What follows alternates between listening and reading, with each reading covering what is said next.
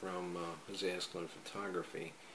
I wanted to bring you a short video to go over kind of my experience in locating a trigger receiver setup that would allow you to set up a remote camera, be able to trigger it from your primary camera, and set this one up, you know, in an ideal spot out of the way, but yet still be responsive.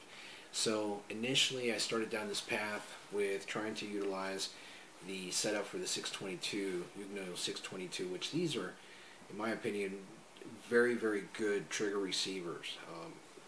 And certainly another video can go into the full detail and capabilities of this particular trigger receiver. But the only thing that wouldn't allow me to do is to have the remote camera trigger whenever I depressed the shutter button.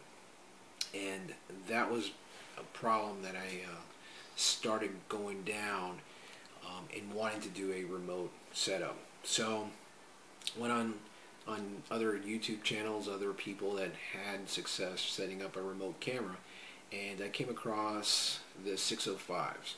The YN605s are a setup that allows you to not only shoot remotely your trigger in the flash setup, but also the trigger in your camera. But I primarily wanted to just shoot my remote camera. So after again a long research episode of reviewing online, this is how I came across the 605. So got the 605s in and thought it'd be pretty intuitive. Took them out of the box, discarded the instructions, and later I found out that even after reading them, they weren't very helpful for what I was trying to do. Anyway, I got these on top of the cameras, turned them on, set them up to the same channel, depressed the button, wouldn't go off. Starting to get a little frustrated. Checked the connections, and I found that there's two reasons why these things won't shoot, at least in my experience so far. Number one, they must be set by depressing your mode button. They must be set to indicate a 602 across the top. Now when you turn these on from the factory, they'll probably say 603s. The 602 is the mode that you need to have them on. So by pressing the mode button, make sure that they're set to RF 602. Your primary camera needs to say transceiver, okay, which will be indicated by a TX, channel A. Your secondary remote camera must be set to receiver, RX, okay? So that's the first thing that you must do. Now, I went ahead and did that, and it still wouldn't trigger, and I didn't know for the life of me why is that. So there is a second nuance. The camera, your remote camera, has to be in focus. If it doesn't find focus, it will not shoot, okay? And that's pretty much a given, depending on your setup. But in case that you put these on there and it still won't shoot, just keep in mind, probably the best thing to do is to put it in manual mode, focus in on what you want to shoot or the area that you want to shoot, and you should have no problem. So with the receiver set to RX 602, camera is on, and I will turn on the 5D Mark III. This one's in transmitter, TX mode. It's as simple as that.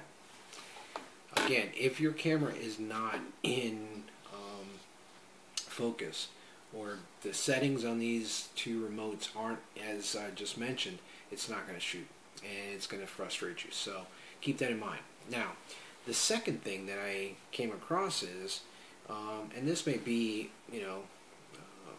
useful for some, maybe known for others, or completely useless. But if you have the 622, not to worry.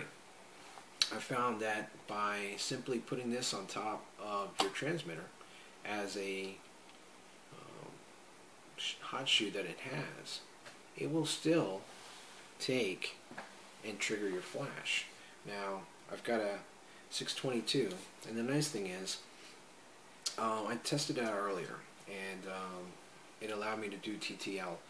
I still haven't had any success with the high-speed sync, but again, I don't think in this particular situation I'm going to need the high-speed sync. My primary concern was to be able to depress one camera, trigger a second camera, and as well as have my other remotes activated at the same time. So with everything set, I should have this camera is going off, and now you'll see that the flash should go off.